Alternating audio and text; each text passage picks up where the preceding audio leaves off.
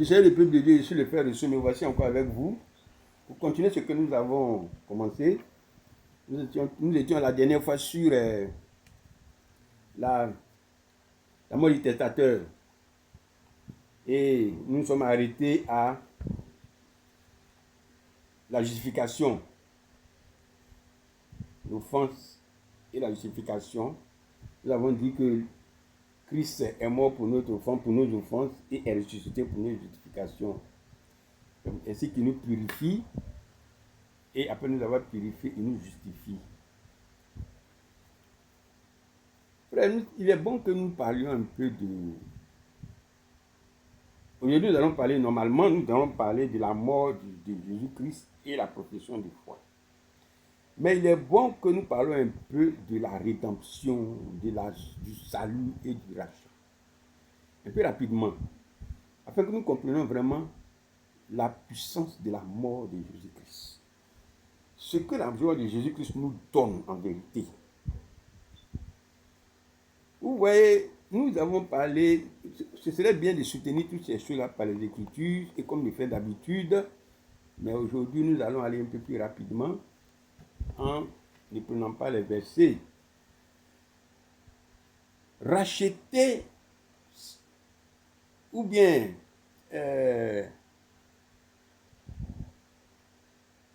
comment je pouvais dire, le salut,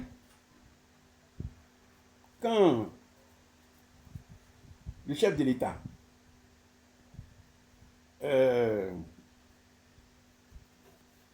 à la fin de l'année, c'est souvent à la fin de l'année ou alors pendant les fêtes de l'indépendance, il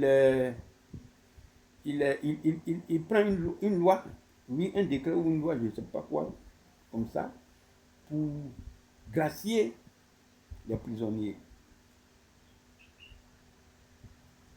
C'est un acte salutaire. Donc, on leur dit, vous qui êtes dans cette tranche des prisonniers, dans cette tranche de délit, de ceux pour lesquels vous êtes là, voici une loi que le président a prise, alors vous êtes libérés. Mais cette liberté-là, pour certains, oui, pour certains, selon la loi, ce qu'ils ont fait là, s'inscrit dans leur casier judiciaire. Donc, ça ne leur permet pas de bénéficier de certaines choses. Donc, ils sont véritablement sortis, ils sont libres, mais ils ne récupèrent pas certaines choses qu'ils ont perdues à cause du fait qu'ils ont été condamnés. Donc, le casier judiciaire va recenser ces choses-là, qui vont leur faire perdre certaines choses plus tard. Donc, c'est une liberté qui n'est pas, pour nous, qui n'est pas parfaite. Ensuite, il y a le rachat. Le rachat, il y a d'abord la liberté, mais en plus, si toutefois vous avez gâté quelque chose, on vous permet de vous racheter.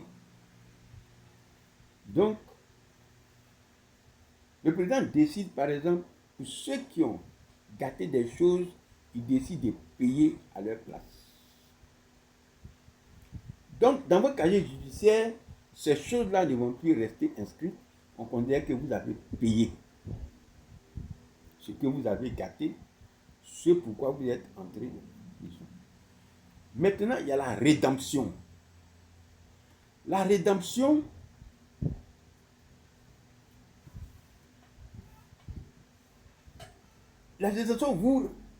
vous ramène dans votre état premier.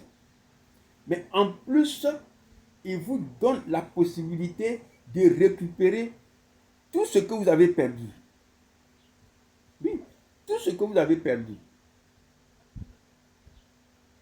Si à cause de la prison, vous deviez être payé et que vous n'avez pas été payé, la rédemption vous ramène ces choses que vous aurez dû avoir, que vous n'avez pas eu. Donc d'abord, le salut vous met en liberté, sans d'autres formes de choses.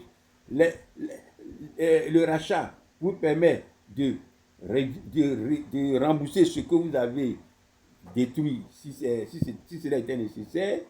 Et la rédemption, en plus de tout ça, vous donne droit à tout ce que vous avez perdu si vous étiez encore dehors. C'est pourquoi la mort de Jésus-Christ doit nous permettre de comprendre que non seulement il nous donne le salut, il nous rachète et il est pour nous un rédempteur. C'est-à-dire ce que nous étions avant la fondation du monde, là, cette élection-là, que nous n'avions pas pu manifester à cause de la chair, il nous donne ça en même temps. C'est ça, la mort de Christ et la profession de foi. C'est de ça que nous allons parler maintenant pour terminer sur la mort du testateur. J'ai lu les Écritures, Romains 10, versets 5 à 11, la parole de la foi. En effet, Moïse définit ainsi la justice qui vient de la loi. L'homme qui mettra ces choses en pratique vivra par elles. Mais voici comment parle la justice qui vient de la foi. Ne dis pas en ton cœur, qui montera au ciel? C'est en fait descendre Christ. Qui descendra dans l'abîme? C'est faire remonter Christ dans les morts, entre les morts. Que dit-elle donc? La parole est près de toi, dans ta bouche et dans ton cœur. Or, c'est la parole de la foi que nous prêchons. Si tu confesses tout simplement de ta bouche le Seigneur Jésus-Christ, et si tu crois dans ton cœur que Dieu l'a ressuscité des morts, tu seras sauvé. Car c'est en croyant du cœur qu'on parvient à la justice. Et c'est en confessant de la bouche qu'on parvient au salut. Selon ce que dit l'Écriture, quiconque croit en lui ne sera point confus. Amen. Frère, ce n'est point quelque chose que nous devons aller chercher derrière l'eau, ni au-dessus de la terre dans les cieux. Non, dans le ciel. La chose est là, près de nous. Et dans notre bouche. Aussi dans notre cœur. C'est simplement la parole de la foi. Et c'est cette parole-là que nous prêchons. Qui consiste simplement à confesser, c'est-à-dire reconnaître le Seigneur Jésus-Christ. D'abord. Et croire que Dieu l'a ressuscité des morts. Afin d'être tout simplement sauvé. C'est-à-dire de récupérer tout ce qu'on a perdu, tout ce qu'on aurait dû avoir, c'est tout. Mais évidemment, il est bon que nous retenons là pour dire que la confession de Jésus-Christ là, c'est un fait. Mais croire que Dieu l'a ressuscité des morts, honnêtement, il faut le dire, c'est un peu difficile. Parce que nous n'étions pas là-bas. Nous, la génération de maintenant, nous n'étions pas là-bas. Malheureusement, c'est en cela que réside même la force même de l'évangile. Croire que lui, il est mort et il est ressuscité des morts, d'entre les morts. Que Dieu l'a ressuscité. C'est là le charme de l'évangile. Et il faut le dire, il faut qu'on y croit. C'est en ce moment-là que le Saint-Esprit va descendre et venir, et va vous aller le recevoir parce qu'il est déjà descendu. Croire. C'est en croyant du cœur qu'on parvient à la justice. Et c'est en confessant de la bouche qu'on parvient au salut. Selon qu'il est écrit, quiconque croit ne sera point confus. Comme la mère du testateur ouvre le testament afin que les héritiers prennent possession de l'héritage, la mort de Jésus qui nous assure les vertus de sa crucifixion, de la justification et de la profession de foi. Il était important que nous nous arrêtons dessus pour comprendre la profondeur de la parole de la foi, la profondeur de la confession, la profondeur du fait que nous croyons dans notre cœur que Dieu l'a ressuscité des morts. Amen. Frères et sœurs, au terme de ce petit moment, nous allons aussi profiter pour faire la conclusion concernant le deuxième testament de l'Église de Jésus-Christ.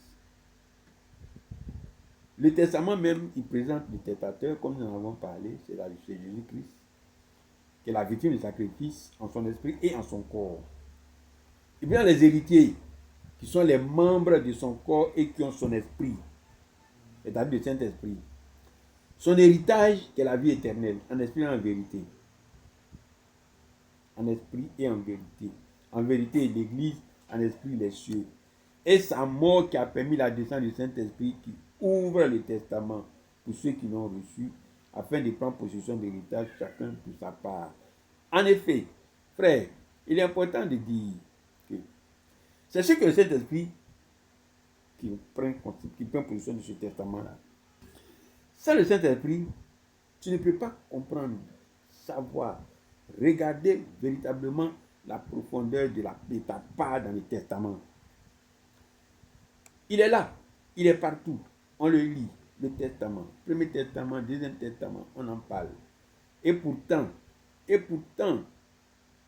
nous ne réussissons pas à être semblables à Jésus-Christ. Oui. Nous qui sommes connus d'avance, prédestinés à être semblables à nous, nous le sommes. Pourquoi?